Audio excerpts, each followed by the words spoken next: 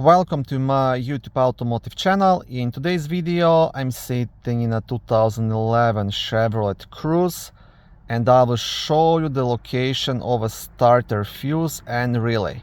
So in case your vehicle is not starting, that is something you probably want to check. This video will apply to first generation of Chevy Cruzes made from 2008 all the way up to 2016.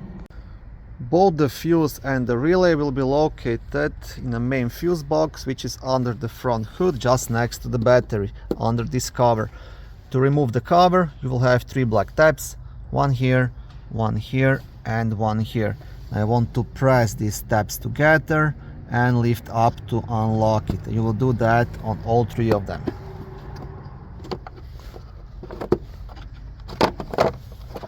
Once you have the cover off, on the back side of the cover you will also have a small fuse diagram, and right here this white piece, this is the fuse puller which you can use to remove and check any of the fuses.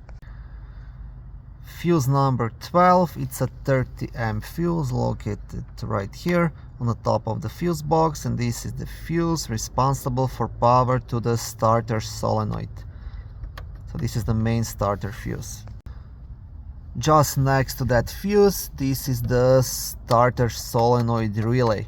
Now the best way to test it is using the multimeter, or you can try to replace it with one of the same kind, example this one, and see if that makes a difference. If both fuse and relay prove to be good, then you'll have to dig a bit deeper.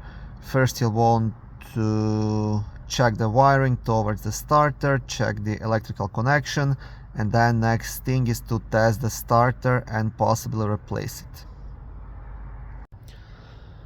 Thank you for watching this short video. I hope it was helpful and educational. If it was, please like it and consider subscribing to my YouTube automotive channel.